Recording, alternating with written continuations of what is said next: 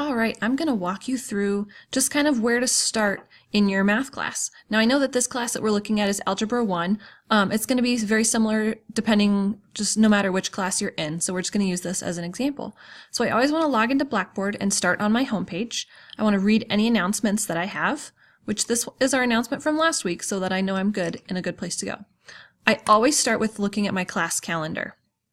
Okay, so the first thing I see that this week, we're starting week 2 right here. I'm working on the beginning of chapter 1, and I work all the way through chapter 1.4. On Tuesday, I know that we have live class. If you're in Algebra 2, that's on Wednesday. And so I know in live class, we'll be working on this part together. So I don't really have to do a whole lot right now. But I really want to start here on Monday. I see I'm working on the opener for chapter 1 and this 1.1, solving simple equations. So then I want to go ahead and log into Big Ideas, which I've already done here, and I see a screen that looks something sort of like this. So all of the information that I need will be in this website or on Blackboard. One really cool thing that I want to use right now is my Student Dynamic ebook. So when I click on that, it opens up my ebook, and I make sure I have the right book picked. And I know that I'm working on chapter 1, so I could pick through every page till I find the right place, or I can just go directly to chapter 1. And we're looking at 1.1, solving simple equations. So this is the same exact thing that you'll see if you're using your physical textbook or if you're using this online resource. I like the online resource because I can use the highlighter and I can take some notes and bookmarks and those kinds of things. But sometimes it's really handy just to have that physical textbook. So I know I'm working through section 1.1 today. So first thing I want to do is I want to read through everything. I want to find my essential questions. Look through these explorations. The first thing you really want to do is, I know they say work with a partner. However, if you're at home by yourself, you don't really have a partner. So go ahead and do this by yourself, using a protractor to measure, and measure as close as you can. There are really cool ways to get online and do this as well. So if you click this little button, it should open up a program called GeoGebra. Okay, so I just made this page a little smaller again so I can click on this button right next to it so I don't have to print out the page, and I can use this really cool tool, it's called GeoGebra, to actually measure these angles. So you'll see here I have my little protractor that I can use, and I can click and drag it where I need it to go. So if I'm using my online book, I can use the tools that are given to me here. If I have the physical book, I can actually get my protractor out and measure it. Either way is just fine. So I go back to my book, and I know that I'm just supposed to measure all the angles and copy them into a table. Just make a quick table in your notebook is all you really have to do. One big thing to keep in mind is while you're reading through this, if you see bolded words that are highlighted, those are going to be your vocabulary words, so definitely write those down. So once you fill out and go through these explorations, we're just going to move on to the next page. So the key things here when we start our sections is what you will learn. This part up here at the top. These are going to be our learning targets. Okay, this is what you really need to have in your notebook because we need to know why we're doing what we're doing. So in this section, you'll learn how to solve linear equations using addition and subtraction. You'll be able to solve linear equations using multiplication and division, and then use linear equations to solve real-life problems. Now these learning targets, these what you will learns, will be something I'm looking for when I do our notebook checks. So make sure that you know exactly where they are, and so that we can refer back to them. Okay, so then I'm just going to start reading through and taking notes. And my example, my note-taking example of this exact section will be posted in your class as well under class information. So you can go through and see what important information I took out of this whole section and how I kind of organized my notes. One thing you want to, again, make sure you note is all of these vocabulary words that are bolded and highlighted. Then the other thing is these core concepts. These are going to be the things that you're coming back to over and over again.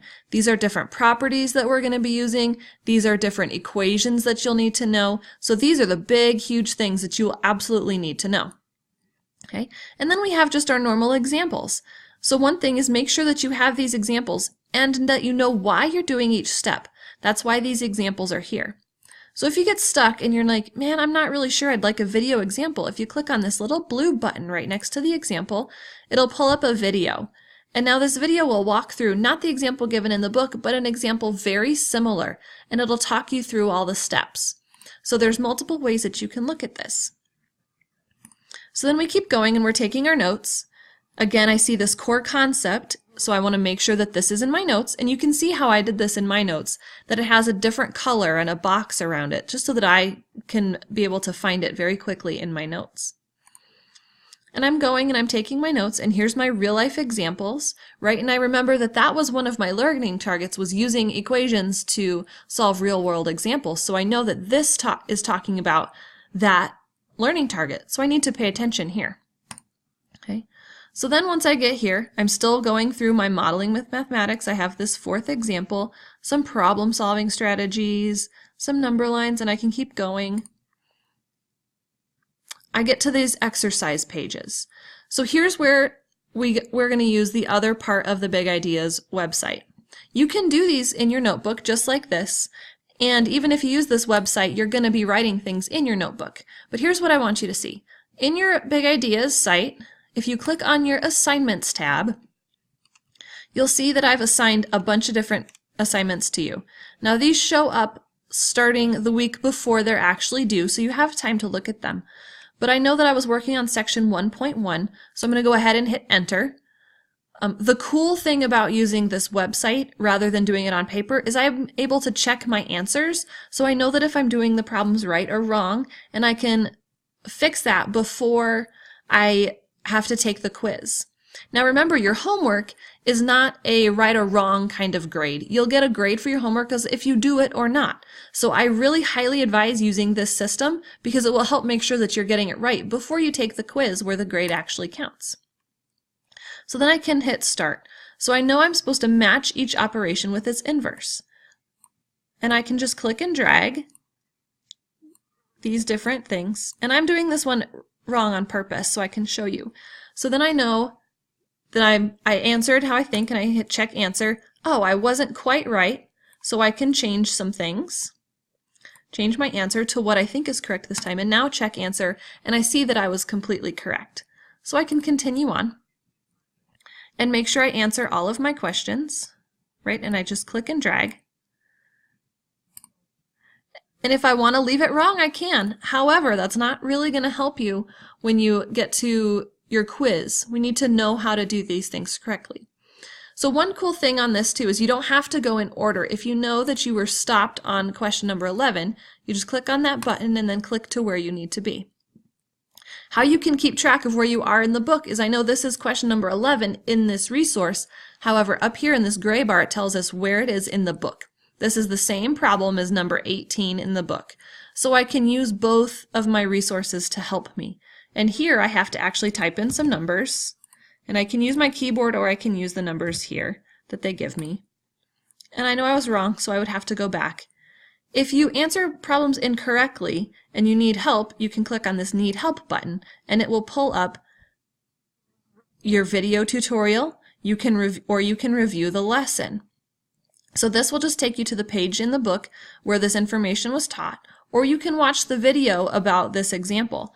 Now remember that on these homeworks, that's a great thing to do because the whole idea of homework is to get it so you are comfortable with the material and you know how to solve the problems. So when you see them on the quizzes, you're ready to go.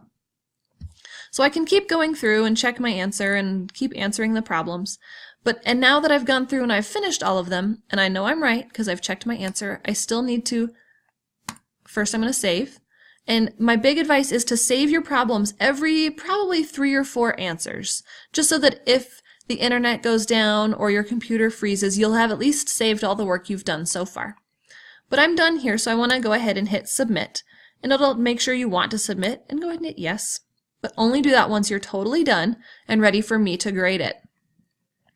So it'll take a second, and now it tells you, woohoo, you finished! So here's my incorrect answers. And I knew that that was happening because I just did this quickly, and my overall score. On your homework, your section exercises, this should always say 100% because you've had time to check your answers and review your work. So I can go ahead and return back to my assignments. So now that I've done that assignment, you'll see that it's disappeared from my assignments page. It's now over in my reports page. This is just a good place that you can go and see how you've done on things. You can always go back once you've submitted it and review all of your work. So this will be a really good thing once we get closer to taking some unit exams, that you still have all of your answers here that you can review. And it'll just show everything that you've done and show you all the right answers.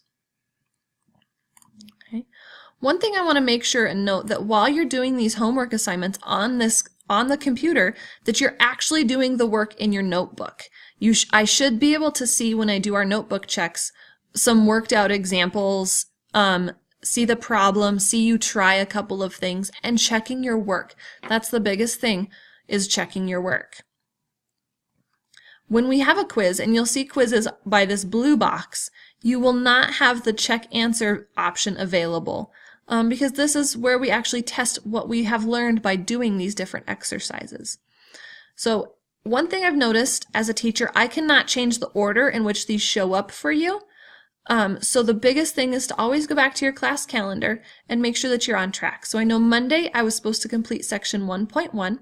So now that I've gone through and I've taken the notes, I've written down my learning targets, I've completed the exercises, I'm going to do my one final thing for this class, for this part of my notebook, and that's complete my 3-2-1 reflection.